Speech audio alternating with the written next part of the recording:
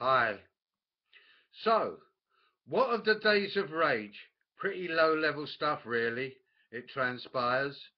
A series of minor, very minor, kickoffs at the student demo and the Million Mask March here in London. The anonymous Million Mask March was the event that hit the headlines, with 2,000 heavy duty cops tooled up and ready to rumble. Some irony stood out on November the 5th, in particular if you are aware of the Orwellian imagery of the comic strip and film V for Vendetta, on which the march is actually based. Of course, there were endless ranks of heavy cops, but also, without any irony employed, luminous signs projected onto the National Gallery opposite Trafalgar Square, issuing various warnings.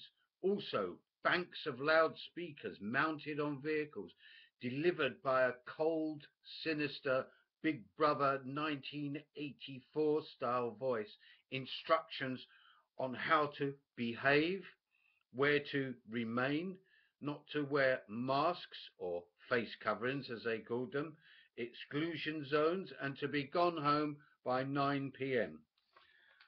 Despite this and the overwhelming police presence, a substantial number of people escaped the contained zone, ranging as far as Buckingham Palace, Piccadilly, Mayfair, and even Great Portland Street. Damage, however, was minimal, despite the hysterical media coverage.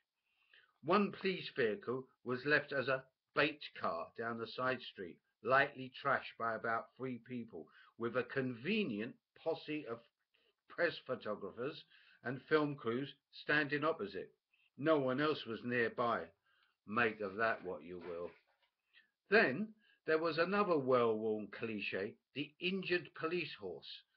Bernard Hogan-Howe, head of the Metropolitan Police, visiting the stricken nag for a photo shoot. Same camera crews and photographers that were down the side street, no doubt. As for the copper, ejected from the same horse, Embassy was its name, no mention of his name, despite the fact that he sustained a broken wrist, and certainly no visit from the big chief or the camera crew. The culmination of the evening's events resulted in the kettling of a couple of hundred unfortunates, mostly innocent bystanders, next to Trafalgar Square. The cops were in a very mean mood. Brutal arrests and bottle throwing retaliation from an angry crowd.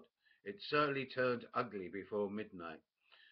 Despite a few thousand attending both events on Wednesday and Thursday, numbers and intention were not enough to reach a true rage. It was really, despite the media hype, low-level confrontation, more like days of scuffling than days of rage. But well done, on balance, to those who attended both Wednesday and Thursday to fight the power as they see it.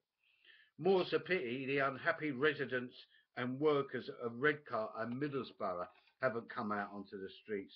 This definitely would have proved far more dangerous to the system, but so far they haven't, and it looks unlikely that they will, for the time being anyway. However, as way of compensation, just to show some people have fight in them, the previous Saturday's Halloween night proved to be a nightmare for the police.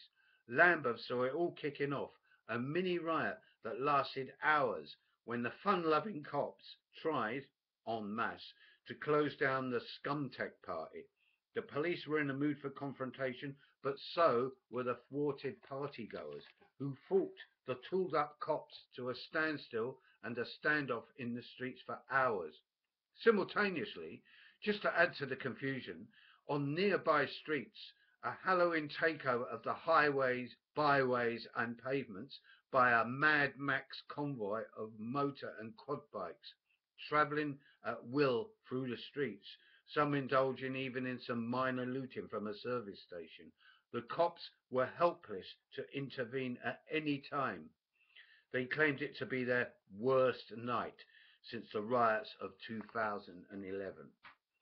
So I guess, really, The lessons for everyone, from cops to anarchists, is to expect the unexpected.